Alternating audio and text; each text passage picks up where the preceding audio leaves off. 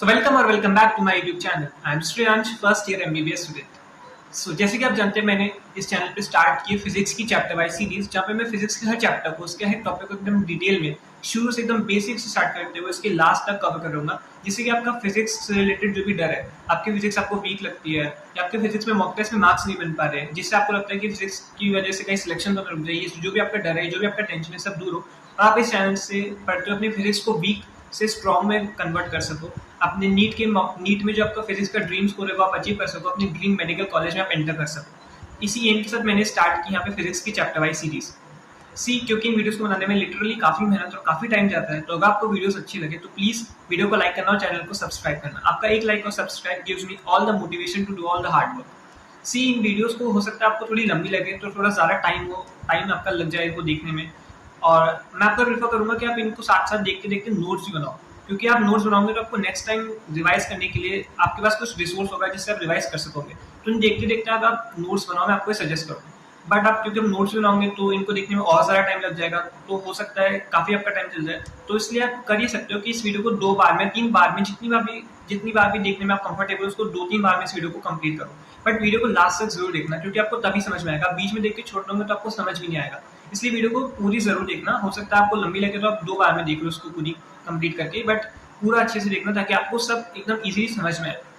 अगर बीच में छोड़ दोगे तो आपका ही यहाँ पे लॉस होगा, आपको समझ भी नहीं आएगा। सो अगर आपको वीडियोस अच्छी लगे तो प्लीज लाइक एंड सब्सक्राइब करना। So without wasting time let's get started.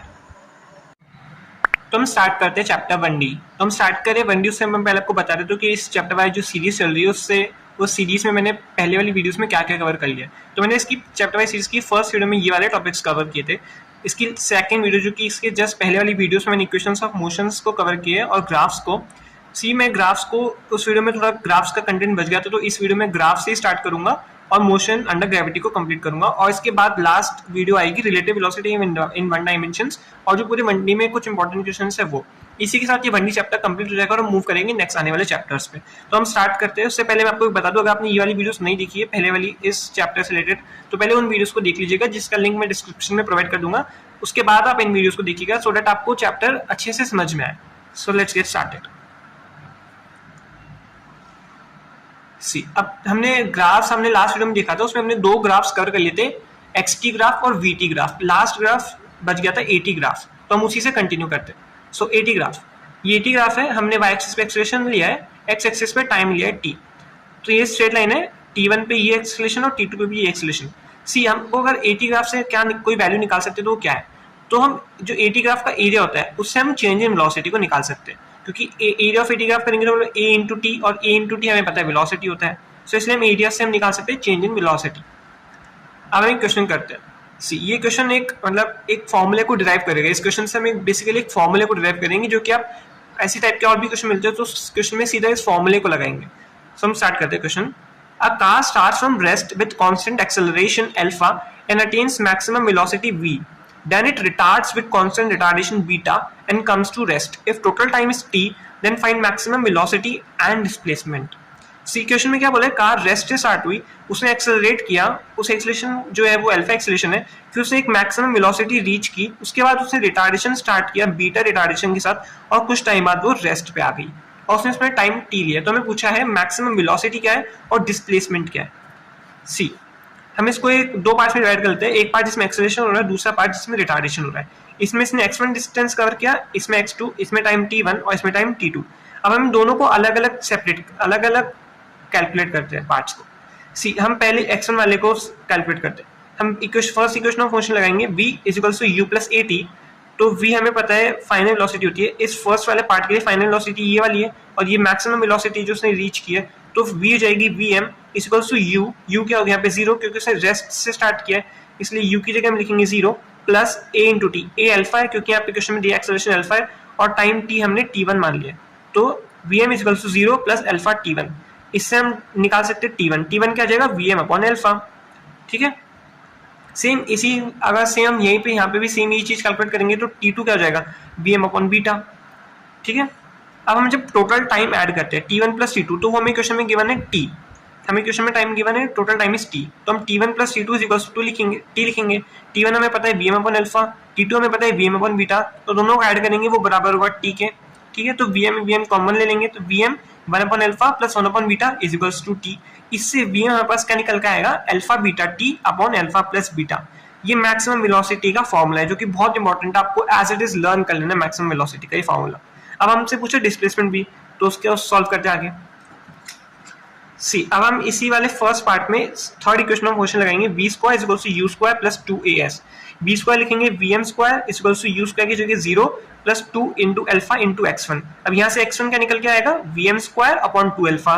और इसी तरीके से अब यहाँ पे वाली इक्वेशन लगाएंगे सेकंड पार्ट के लिए, तो वहां पे x2 निकल के आएगा V M square upon 2 beta. ठीक है, अब टोटल डिस्प्लेसमेंट क्या होगा, x1 प्लस x2, तो हम यहाँ पे लिखेंगे total displacement x is equal to x1 plus x2 which is equals to vm square upon 2 alpha plus vm square upon 2 beta. vm square हम बाहर निकालेंगे, दोनों में कॉमन है, तो vm square ब्रैकेट में 1/2 अल्फा प्लस 1/2 बीटा। ठीक है, अब vm square की वैल्यू हम निकाल चुके ऑलरेडी, vm square यहाँ पे हमने निकाला था alpha beta T upon alpha plus beta, तो vm की ये वाली वैल्यू हम यहाँ पे पुट करेंगे। अब जैसे हम ये पुट करेंगे, उसके बाद हमारे लिए जो x का फॉर्मूला निकल के आएगा वो होगा half alpha beta upon alpha plus beta into T square. ये टोटल डिस्प्लेसमेंट का फॉर्मूला है, ये टोटल डिस्प्लेसमेंट का फॉर्मूला आ गया, और ये हमारे पास मैक्सिमम वेलोसिटी का फॉर्मूला आ गया।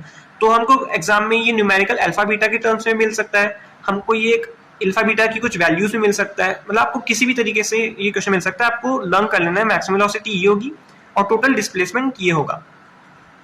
ठीक है, अब यहाँ पे मैंने एक स्टार करके एक नोट पॉइंट लिख रखा है, अगर अल्फा बीटा बराबर होंगे, if alpha is equals to beta then time for particular distance is minimum for motion rest to rest.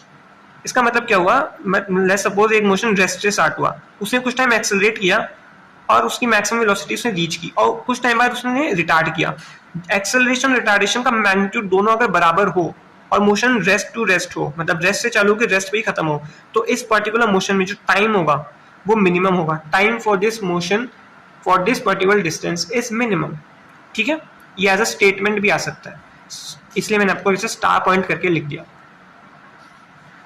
तो हम मूव करते हैं नेक्स्ट। सी, ये वाला जो क्वेश्चन था अभी जो मैंने आपको सॉल्व करके बताया, इसको हम ग्राफ से भी सॉल्व करके देख लेते एक बार। एक और मेथड है, that is by using graph.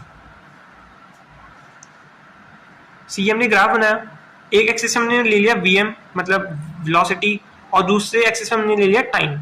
ठीक है, तो हमने मोशन जीरो वेलोसिटी से स्टार्ट हुआ था, इसलिए हमने जीरो से स्टार्ट किया, फिर उसके बाद उसने एक्सेलरेट किया कुछ टाइम, तो उसकी मतलब वेलोसिटी बढ़ी है, फिर उसने कुछ टाइम बाद वीएम मैक्सिमम वेलोसिटी को रीच किया, ये वीएम है। ठीक है, उसके बाद उसका मोशन रिटार्ड हुआ मतलब उसकी वेलोसिटी डिक्रीज होगी, इसलिए वेलोसिटी डिक्रीज हो गई। और हमने देखा था कि एक वाले मोशन के लिए उसने टाइम t1 लिया है, दूसरे के लिए t2 लिया है, और उसने पहले वाले मोशन में x1 डिस्टेंस कवर किया है और दूसरे वाले मोशन में उसने x2 डिस्टेंस कवर किया है। ये हमने ग्राफ के थ्रू इसको रिप्रेजेंट कर रखा है। अब वीटी ग्राफ में हमें पता है जो एक्सेलरेशन होता है वीटी ग्राफ में, वो उस वीटी ग्राफ का स्लोप होता है, तो हम स्लोप के थ्रू इस ग्राफ से हम एक्सेलरेशन निकालेंगे।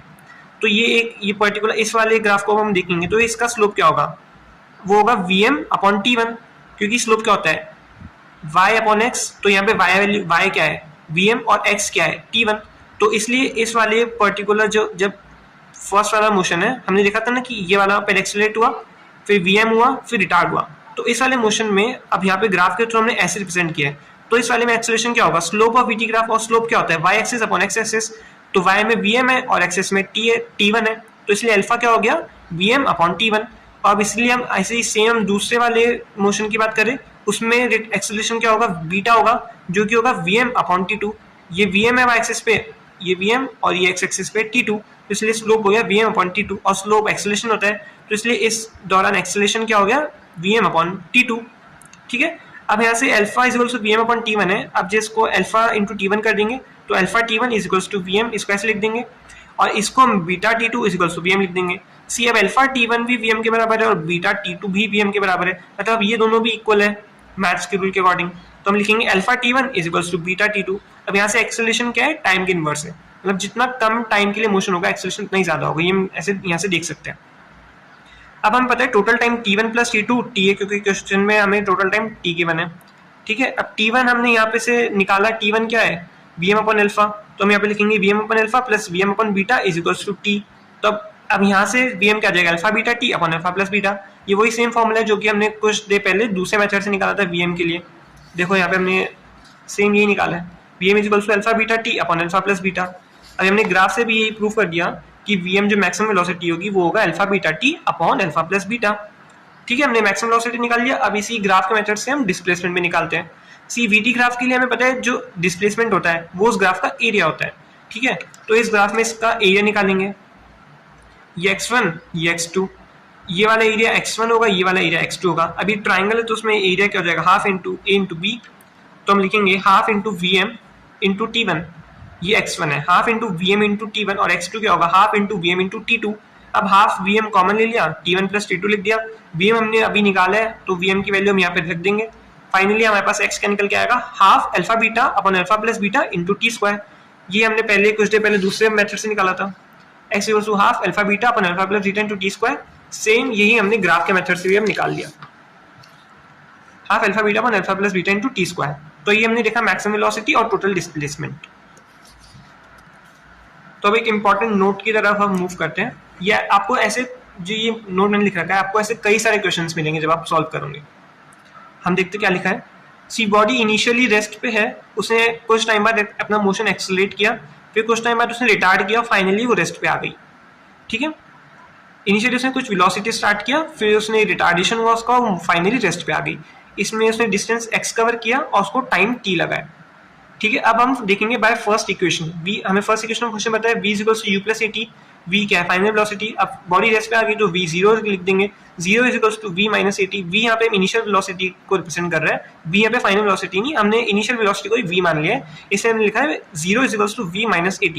और यहाँ पे t जब हम निकालेंगे तो वो क्या आएगा, v upon a, time is equals to v upon a। ये टाइम क्या है, ये स्टॉपिंग टाइम है, मतलब वो कितनी देर में रिटार्ड होने की, मतलब कितनी देर बाद वो रुक गई, स्टॉपिंग टाइम, उसको स्टॉप होने में कितना टाइम लगा। अगर इनिशियल वेलोसिटी को हम n टाइम्स कर देंगे, ये जो v है इनिशियल वेलोसिटी, अगर हम इसको n टाइम्स मतलब जस्ट लेट्स सपोज 2 टाइम्स कर देंगे तो स्टॉपिंग टाइम भी n टाइम्स हो जाएगा। अगर इनिशियल वेलोसिटी को 2 टाइम्स किया तो स्टॉपिंग टाइम भी 2 टाइम्स हो जाएगा।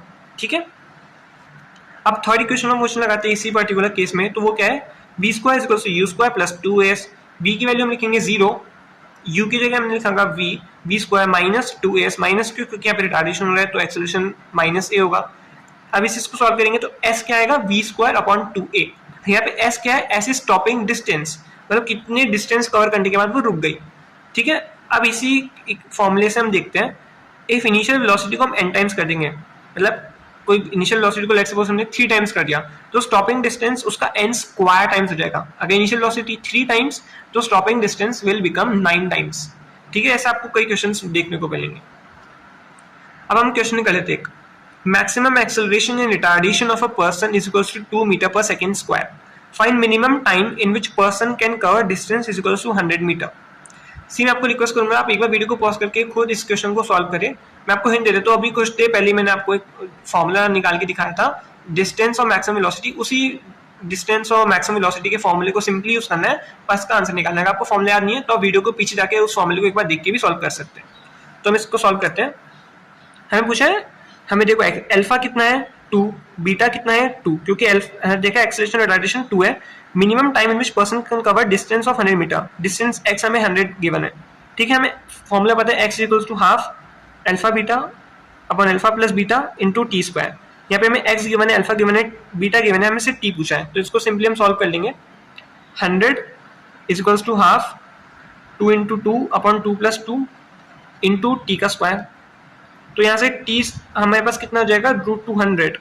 जब हम इसको फाइनली सॉल्व करेंगे, अब √200 को हम लिख सकते हैं 10√2 सेकेंड्स। ये हमारे पास आ गया टाइम। ठीक है, सॉरी आपको दिखा नहीं, इसको हमने ऐसे सॉल्व कर लिया। अल्फा 2 बीटा 2 x हमको 100 गिवन था, फॉर्मूला लगा x equals to half alpha beta upon alpha plus beta T square. हमें अल्फा पता है, बीटा पता है, x पता है, इस इक्वेशन इस फॉर्मूले को यूज करके हम t निकालेंगे। 100 equals to half 2 into 2 upon 2 plus 2 into T square. t हम सॉल्व करेंगे इससे तो आएगा √200 which is equals to 10√2 seconds. ठीक है, अब हम क्वेश्चन कर लेते हैं एक और। See, a car starts from rest and attains maximum speed of 40 meter per second in 5 seconds. Then travel with constant velocity for 20 seconds. Then due to application of brakes, it comes to rest in 2 seconds. Then find acceleration and retardation and total displacement. सी कुछ नहीं, बहुत easy question है। अब जो जो question में लिखा है उस क्वेश्चन की लैंग्वेज को हम एक ग्राफ में कन्वर्ट कर लेंगे और हमारे पास सिंपली एकदम सीधा सिंपल तरीके से आंसर भी आ जाएगा। ठीक है, हम इसका एक वीटी ग्राफ बनाएंगे क्योंकि हमें क्वेश्चन में वी और टी क्वांटिटीज गिवन है, इसलिए वीटी ग्राफ बना लेंगे। वी टी हमको क्वेश्चन में क्या गिवन है, 40 मीटर पर सेकेंड उसने मैक्सिमम वेलोसिटी अटेन की 5 सेकंड में। तो स्टार्ट हुई रेस्ट से, मतलब जीरो वेलोसिटी से, उसने 40 अटेन कर ली 5 सेकंड में। 40 यहाँ पे लिख दिया 5। ठीक है, उसने फिर कहा है कांस्टेंट वेलोसिटी से चला फॉर 20 सेकंड। 20 सेकंड तक वो कांस्टेंट से चला और ब्रेक्स लगाए और वो रेस्ट में आ गया 2 सेकंड में। रेस्ट में आ गया मतलब फाइनल वेलोसिटी 0 हो गई और उसने 2 सेकंड लिया है। ये 20 सेकंड है, ये 5 सेकंड है, ये वाला टाइम 20 सेकंड है और ये वाला लास्ट वाला 2 सेकंड है। ठीक है, 5 सेकंड, 20 सेकंड और 2 सेकंड। अब हमसे पूछा है एक्सेलरेशन और रिटार्डेशन। सी एक्सेलरेशन यहाँ होगा क्योंकि वेलोसिटी यहाँ बढ़ी है। अब वीटी ग्राफ में एक्सेलरेशन क्या होता है, स्लोप होता है। तो हम एक्सेलरेशन क्या लिखेंगे, स्लोप होता है Y axis upon X axis, ये वाई अपॉन एक्स। अब वाई की वैल्यू क्या है 40 अपॉन एक्स, यहाँ पे टाइम क्या है 5, क्योंकि एक्सेलरेशन होता है वेलोसिटी अपॉन टाइम। वेलोसिटी 40 है, टाइम 5 है, तो एक्सेलरेशन क्या हो जाएगा 40/5 that is 8 metre per second square. और बीटा क्या हो जाएगा, मतलब रिटार्डेशन हम बीटा मान लेते हैं, तो रिटार्डेशन क्या हो जाएगा, ये वाले ग्राफ का स्लोप और क्या लिखेंगे बीटा को v/t। इस वाले केस में जो वेलोसिटी है v वो 40 अगेन और यहाँ पे टाइम क्या है 2 सेकंड, तो हम लिखेंगे 2 that is equals to 20 metre per second square. ठीक है, अब हमसे पूछा है टोटल डिस्प्लेसमेंट। सी डिस्प्लेसमेंट क्या होता है, वीटी ग्राफ के लिए डिस्प्लेसमेंट हम लिखते हैं एरिया ऑफ ग्राफ। तो एरिया ऑफ ग्राफ इसका डिस्प्लेसमेंट हो जाएगा। अब एरिया क्या होगा, ये ट्रेपीजियम है, ट्रेपीजियम का एरिया क्या होता है half A plus B into H, half A plus B into H. ठीक है, ए ये वाली पैरेलल साइड, बी ये वाली पैरेलल साइड और एच इन दोनों पैरेलल साइड्स के बीच का परपेंडिकुलर डिस्टेंस। तो हम लिखेंगे हाफ ए क्या है 5 + 20 + 2 दैट इज 27 प्लस बी क्या है 20 इंटू एच क्या है ये वाला डिस्टेंस कितना है 40 गिवन है, इंटू 40 कर देंगे। तो इसको हम सॉल्व करेंगे तो फाइनली क्या आ जाएगा 940 मीटर। ये हमारे पास आ जाएगा टोटल डिस्प्लेसमेंट। ओके,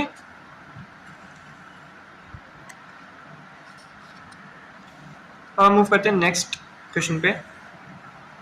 हमको लिखा है convert given graph into VT and XT graph. मतलब हमारे पास एक एक्सेलरेशन टाइम ग्राफ गिवन है, अब इसको कन्वर्ट करना है वीटी ग्राफ में और एक्सटी ग्राफ में। ओके, एक्सेलरेशन टाइम ग्राफ हमको ऑलरेडी गिवन है, इसको वीटी ग्राफ में कन्वर्ट करेंगे। तो हमें पता है वेलोसिटी क्या होता है, एक्सेलरेशन इनटू टाइम। तो एक्सेलरेशन इनटू टाइम करेंगे तो यहाँ पे ये एक्सेलरेशन 3 है, टाइम 10 है, मतलब 30। वेलोसिटी क्या हो जाएगी 30, 3 × 10। अब एक्सेलरेशन कांस्टेंट है, मतलब वेलोसिटी इंक्रीज हो रही है, मतलब वेलोसिटी यहाँ से इंक्रीज हो रही है और लाइन सीधी जा रही है, तभी एक्सेलरेशन कांस्टेंट है। और फाइनली उसकी वेलोसिटी कितनी हो जाएगी 30, क्योंकि वेलोसिटी हमने कैसे निकाली एक्सेलरेशन इनटू टाइम। एक्सेलरेशन कितना है 3, टाइम उसने 10 सेकंड लिया है, तो वेलोसिटी आ गई हमारे पास 30। और यहाँ पे टी एक्सिस पे टाइम है, एक्स एक्सिस पे टाइम है, और वो टाइम हमको एक्सेलरेशन टाइम वाला यूज करना है, तो सिंपली हम लिख देंगे 10। ठीक है, अब हम नेक्स्ट आगे इसके ग्राफ को बढ़ाते हैं। सी इस वाले 10 सेकंड से 20 सेकंड तक लेके कोई एक्सेलरेशन नहीं है। अब एक्सेलरेशन नहीं है तो मतलब वेलोसिटी कांस्टेंट है। यहाँ पे जो वेलोसिटी इंक्रीज हो रही थी इसलिए एक्सेलरेशन है। अब 10 सेकंड से 20 सेकंड तक कोई एक्सेलरेशन नहीं है तो मतलब वेलोसिटी कांस्टेंट रहेगी 30 मीटर पर सेकंड, यहाँ आगे 20। ठीक है, अब ये वाले ग्राफ में एक्सेलरेशन नेगेटिव है, मतलब वेलोसिटी डिक्रीज होगी। ठीक है, अब यहाँ की वेलोसिटी कैसे निकालेंगे, again acceleration into time. Acceleration 3 है और टाइम 30 से लेके 20 में 10 सेकंड है, तो अगेन 10 × -3 दैट इज -30। -30 मतलब वेलोसिटी डिक्रीज हो रही है, तो डिक्रीज हो जाएगी, 30 से लेके 0 हो गई। और यहाँ पे अगेन टाइम 10 सेकंड, यानी यहाँ से 10 सेकंड, 20 सेकंड, 30 सेकंड। ये तो हमने कन्वर्ट कर लिया एक्सेलरेशन टाइम को वीटी ग्राफ में। अब एक्सटी ग्राफ, सी अब एक्सटी ग्राफ कैसे बनेगा, हम वीटी ग्राफ को एक्सटी में कन्वर्ट करेंगे। अब डिस्प्लेसमेंट क्या होता है, वेलोसिटी इनटू टाइम। ठीक है, सबसे पहला 10 सेकंड के लिए डिस्प्लेसमेंट क्या होगा, velocity into time that is 30 × 10। VT graph के लिए डिस्प्लेसमेंट क्या होगा, area into area of that graph. तो मतलब ये वाला जो ट्राइंगल है इसका जो एरिया होगा वही इसके लिए डिस्प्लेसमेंट होगा। ये ट्राइंगल है, ट्राइंगल का एरिया क्या होता है half into A into B. तो हाफ ए कितना है ये वाला 10 और बी कितना है, ये वाला 30, तो half into 10 into 30 that is 150, तो ये क्या 150। अब वेलोसिटी इंक्रीज हो रही है तो हमारा एक्सटी ग्राफ इंक्रीजिंग स्लोप वाला बनेगा। ये हमने देखा था पिछले लेक्चर में, ग्राफ्स के लेक्चर में, कि इंक्रीजिंग स्लोप कैसे होता है। तो इंक्रीजिंग स्लोप के साथ बनेगा और इसका मैग्नीट्यूड कितना होगा, यहाँ पे हमने निकाला 150, तो हम यहाँ पे लिखेंगे 150। ठीक है, अब नेक्स्ट वीटी ग्राफ के लिए लाइन कांस्टेंट है, मतलब वेलोसिटी कांस्टेंट है और ऐसे एक्स एक्सिस के पैरेलल लाइन बन रही है, तो मतलब एक्सटी ग्राफ की लाइन जरूर ऐसे कुछ बनेगी। ठीक है, अब उसका मैग्नीट्यूड भी निकाल लेते हैं कितना है। सी वीटी ग्राफ का अगर ये वाला एरिया निकालेंगे तो उसका डिस्प्लेसमेंट आ जाएगा। ये हमको पता है एक रेक्टेंगल है तो इसका एरिया क्या होगा, ए इंटू बी, तो ए यहाँ पे 10 हो गया, बी यहाँ पे 30 हो गया, दैट मीन्स ये हो गया 300। ठीक है, ये हो गया 300 क्योंकि 10 इंटू 30 300, ये तो फर्स्ट डिस्प्लेसमेंट हो गया, सेकंड हो गया 300, तो यहाँ पे लिख देंगे 150 में 300 ऐड करेंगे तो कितना हो गया 450। ठीक है, अब फाइनली ये वाला ग्राफ, इसके लिए भी हम एरिया निकालेंगे, वो उसका डिस्प्लेसमेंट आ जाएगा एक्स टी के लिए, तो एरिया क्या होगा half into A into B, तो half into A 10 B again 30 that is again 150, ये थर्ड डिस्प्लेसमेंट आ गया। और ये वेलोसिटी डिक्रीज हो रही है, मतलब इस ग्राफ में एक्स टी ग्राफ का स्लोप जरूर डिक्रीज होगा, तो ग्राफ ऐसा बनेगा। और इसकी जो वैल्यू आ गई वो 150 है, 450 में 150 ऐड करेंगे दैट इज 600। सी में ग्राफ एक्स टी वाला वापस एक बार यहाँ पे आपको क्लियर नहीं दिख रहा तो वापस यहाँ पे एक बार बना देता हूँ। एक्स टी पहले का ग्राफ का स्लोप इंक्रीज हो रहा है, फिर वेलोसिटी कांस्टेंट है बीटी ग्राफ में, तो मतलब लाइन ऐसे बनेगी एक्स टी की, दूसरे फिर लास्ट में वेलोसिटी क्योंकि डिक्रीज हो रही है तो ग्राफ का स्लोप भी डिक्रीज होगा वैसे। और यहाँ पे हमने निकाला पहले 150 मीटर है एरिया, दूसरे का एरिया कितना था 300, तो 150 प्लस 300 यहाँ पे 450 लिख देंगे, और लास्ट में अगेन 150 आया था डिस्टेंस, ये देखो 150, तो इसलिए हम 450 में 150 ऐड कर देंगे तो फाइनली 600। और टाइम हमें पता ही है 10 सेकेंड, 20 सेकेंड और ये हो गया 30 सेकेंड। तो ये हो गया एक्स टी ग्राफ। ये हमने ए टी ग्राफ से पहले बी टी ग्राफ बनाया और उससे एक्स टी ग्राफ बनाया, ऐसे क्वेश्चन भी आपको मिल सकता है। तो हम नेक्स्ट मूव करते हैं एक और क्वेश्चन पे। See if x is equals to 3t square minus 12t plus 5 then find displacement in first 4 second and also find distance। ठीक है, हमें एक इक्वेशन गिवन है उससे हमने डिस्प्लेसमेंट और डिस्टेंस पूछा है।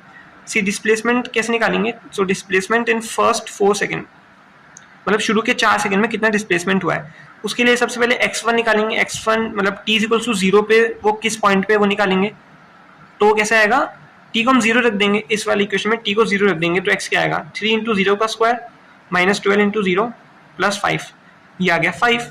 अब x2 निकालेंगे जब t इक्वल्स टू 4 है, क्योंकि हमें फर्स्ट 4 सेकेंड में डिस्प्लेसमेंट पूछा है, तो 0 सेकेंड पे कहाँ है पोजीशन, कौन से पोजीशन पे बॉडी, और 4 सेकेंड पे कौन सी पोजीशन पे बॉडी, वो निकालेंगे। तो अब यहाँ पे t जब 4 रखेंगे इस इक्वेशन में तो हमारे पास अगेन आप जब सॉल्व करेंगे तो 5 आएगा, मतलब बॉडी चली वो यहाँ पे 5 मीटर पे थी, उसे चला और वो वापस 4 सेकेंड पे वापस 5 मीटर पे आ गई। तो हमें पता है जब बॉडी इनिशियल और फाइनल पोजीशन उसकी सेम होती है तो इस केस में इसका डिस्प्लेसमेंट क्या होता है 0, क्योंकि इनिशियल और फाइनल पोजीशन सेम है तो मतलब उसका डिस्प्लेसमेंट 0 है। अब हमसे डिस्टेंस भी पूछे, ऑल्सो फाइंड डिस्टेंस। तो हम डिस्टेंस के लिए से एक इंपॉर्टेंट पॉइंट है, डिस्टेंस के लिए आपको हमेशा याद रखना है, for distance first we find time of zero velocity. हमें सबसे पहले जीरो वेलोसिटी किस टाइम पे हुई है वो टाइम निकालना है। First we find time of zero velocity. ठीक है, ये नोट आपको ऐसे नोट लंग कर देना है फॉर्मूले इस पॉइंट को। ठीक है, अब जीरो वेलोसिटी मतलब v क्या होता है dx अपॉन dt, ये हमें डिफरेंशिएशन से पता है, सिंपली हमें पता है v होता है x अपॉन t। तो अब इसका डिफरेंशिएशन की फॉर्म में कैसे लिखेंगे dx अपॉन dt। ठीक है, अब जो वेलोसिटी है वो हमें x पता है 3t square minus 12t plus 5, तो इसका डिफरेंशिएशन करेंगे तो हमारे पास वेलोसिटी आ जाएगी, तो 3t square minus 12t plus 5 D upon D T. जब इसका हम डिफरेंशिएशन करेंगे तो क्या आएगा 6t माइनस 12, ये आ गई हमारे पास वेलोसिटी। और हमें पता है हमें जीरो वेलोसिटी निकालनी है, तो ये वेलोसिटी है इसको हम इक्वल कर देंगे 0 के, तो 6t आ जाएगा 12, t आ जाएगा 2 सेकेंड, ये हमारे पास आ गया जीरो वेलोसिटी का टाइम। तो मतलब 2 सेकेंड बाद उस मोशन में 2 सेकेंड बाद उस बॉडी की वेलोसिटी 0 हो जाएगी। ठीक है। लेट्स सपोज ये टाइम 0 है, वो कुछ टाइम तक चला, 2 सेकंड तक उस बॉडी की वेलोसिटी यहाँ पे 0 हो गई और उसने टर्न ले लिया और वापस t=4 सेकंड पे यहाँ पे पहुंच गया। तभी तो 5 मीटर से चला, 5 मीटर पे पहुंचा, उसका डिस्टेंस 0 हुआ था। तो ये उस मोशन की कहानी है, ठीक है। अब यहाँ पे t=0 से t=2, अब इस टाइम इसने कितना डिस्टेंस कवर किया वो निकालेंगे, क्योंकि हमसे पूछा टोटल डिस्टेंस। तो उसके लिए हमें डिस्टेंस निकालना पड़ेगा। हमें क्वेश्चन में गिवन है x=3t² - 12t + 5, ये हमें क्वेश्चन में गिवन है, ये वाली इक्वेशन। अब यहाँ पे हम t को जब 2 लिखेंगे तो x क्या आएगा, -7। -7 का मतलब क्या हुआ, ये 5 मीटर पे थी बॉडी, ठीक है। अब फाइनली -7 मीटर पे पहुंच गई, तो मतलब उसका मैग्नीट्यूड कितना हुआ डिस्टेंस का, that is equal to 12 metre. 5 metre पे थी। अब हमने पढ़ी ना नंबर स्केल, जो हमने मैथ्स में 10th क्लास में पढ़ी थी नंबर स्केल, और 5 मीटर से चालू होकर -7 पे पहुंचा, मतलब उसने 12 मैग्नीट्यूड का डिस्टेंस कवर किया है। और सेम वापस भी वो 2 सेकंड से 4 सेकंड पे उसने -7 से 5 मीटर पे वापस गया, तो अगेन यहाँ पे भी उसने 12 मीटर का डिस्टेंस कवर किया है। तो टोटल डिस्टेंस क्या हो जाएगा, that is equal to 12 + 12, that is equal to 24 metre. तो हमने देखा डिस्प्लेसमेंट जो कि 0 है और डिस्टेंस जो कि 24 मीटर्स, ठीक है। तो अब हम मूव करते हैं नेक्स्ट टॉपिक हमारा जो है, that is motion under gravity. हमने कवर कर लिया ग्राफ्स और इक्वेशंस ऑफ मोशन। अब नेक्स्ट हम मूव करेंगे मोशन अंडर ग्रेविटी, जो कि बहुत बहुत इंपॉर्टेंट टॉपिक है। See when body is projected vertically upward और vertically downward, then its acceleration is equal to acceleration due to gravity. और ये कितना होता है, g के बराबर। g क्या होता है, 9.8 मीटर पर सेकेंड स्क्वायर या फिर 10 मीटर पर second square, and it is vertically downward. हम देखते हैं केस 1। केस 1 में क्या है, जब बॉडी को प्रोजेक्ट किया ऊपर, ठीक है, ये बॉडी यहाँ से ऊपर फेंकी गई है, u उसकी इनिशियल वेलोसिटी है, और फाइनल वो जब टॉप मोस्ट पॉइंट पे पहुंचेगी तो उस पॉइंट में उसकी वेलोसिटी, फाइनल वेलोसिटी 0 होगी, बट एक्सेलरेशन g डाउनवर्ड होगा। ये आपको एकदम अच्छे से याद रखना है कि जब बॉडी को हम ऊपर फेंकेंगे तो टॉप मोस्ट पॉइंट पे उस बॉडी की वेलोसिटी 0 होती है, बट एक्सेलरेशन 0 नहीं होता। और एक्सेलरेशन कितना होता है, g, और वो नीचे की तरफ लगता है डाउनवर्ड, ठीक है। ये उसका डिस्टेंस h है। अब हम यहाँ पे एक बार देख लेते हैं, मतलब कि कौन से क्वांटिटी पॉजिटिव होगी, कौन सी क्वांटिटी नेगेटिव होगी। सी जो डिस्टेंस होगा वो +h होगा, क्योंकि हमने पॉजिटिव डायरेक्शन, अपवर्ड्स वाला डायरेक्शन पॉजिटिव लिया है, और डायरेक्शन जो h डिस्प्लेसमेंट है वो ऊपर की तरफ ही हुआ है, तो इसलिए s क्या हो जाएगा, +h। v क्या हो जाएगा, +v। ये एक पॉइंट पे उसकी वेलोसिटी, फाइनल वेलोसिटी v है, वो +v होगी क्योंकि वो भी ऊपर की तरफ है। u हमने ऊपर की तरफ बॉडी को फेंका है, तो इसलिए u ऊपर की तरफ है, u भी +u। जो एक्सेलरेशन होगा वो होगा -g, क्योंकि एक्सेलरेशन g जो है वो नीचे की तरफ लग रहा है, हमने ऊपर वाले डायरेक्शन को पॉजिटिव माना है, तो इसलिए हमने माना है। अब उस नीचे वाले डायरेक्शन को पॉजिटिव मान सकते हो, वो आपकी मर्जी है, ये एक असम्पशन है। तो a इसलिए माइनस हो जाएगा क्योंकि g नीचे की तरफ लग रहा है, हमने ऊपर वाले डायरेक्शन को पॉजिटिव माना है। अब हम जो इक्वेशन ऑफ मोशन है उसको एक बार लिख लेते हैं। b हो जाएगा u - gt, s equals to ut - half gt square, minus इसलिए क्योंकि g माइनस है, और v square equals to u square - 2gh, और hn equals to u - half g 2n - 1। ये वो वाला फॉर्मूला, अगर आपको याद नहीं आ रहा हो तो sn equals to u + half a 2n - 1। ये मैंने इक्वेशन ऑफ मोशन के साथ ही लिखा था पहले वाले लेक्चर्स में, आपने देखा हो तो। सी अब हम बात करते हैं टॉप मोस्ट पॉइंट के बारे में। सी टॉप मोस्ट पॉइंट में वेलोसिटी v 0 होगी, तो v 0 लिखेंगे तो u हमें पता है v equals to u + gt हमने लिखा ऊपर। अब इस वाली इक्वेशन में v को हम 0 रख देंगे तो हमारे पास u इक्वल्स टू gt आ जाएगा, v equals to u - gt, sorry minus. अब v इसमें 0 रखेंगे तो u इक्वल्स टू gt आ जाएगा, इसलिए इससे हम t हमारे पास आ जाएगा u/g। ये t क्या है, time taken to reach top, ठीक है। अब आप देखते हैं हाइट ऑफ मैक्सिमम पॉइंट। अब v square equals to u square + 2gh में v 0 रख देंगे तो u square equals to 2gh और h equals to u square upon 2g। ये क्या होगा, हाइट ऑफ मैक्सिमम पॉइंट। ये दो इतने इंपॉर्टेंट फॉर्मूलेस हैं, मतलब आपको जैसे ही कोई क्वेश्चन मिले जिसमें हमने बॉडी को ऊपर की तरफ प्रोजेक्ट किया है, तो आपको सीधे उस क्वेश्चन को पढ़ते ये दो फॉर्मूले तो याद रहनी चाहिए दिमाग में कि t होगा u/g और h होगा u स्क्वायर अपॉन 2g। बहुत बहुत बहुत इंपॉर्टेंट फॉर्मूले। तो ये था केस 1 जब हमने बॉडी को प्रोजेक्ट किया ऊपर। अगर केस 2 जब बॉडी को हमने प्रोजेक्ट किया है वर्टिकली डाउनवर्ड डायरेक्शन में। तो इस वीडियो में हमने यहीं तक देखा, हम नेक्स्ट वीडियो में केस 2 से ही कंटिन्यू करेंगे। तो मिलते हैं नेक्स्ट वीडियो में, तब तक के लिए अच्छे से पढ़ते रहिए। Take care future doctors and stay tuned.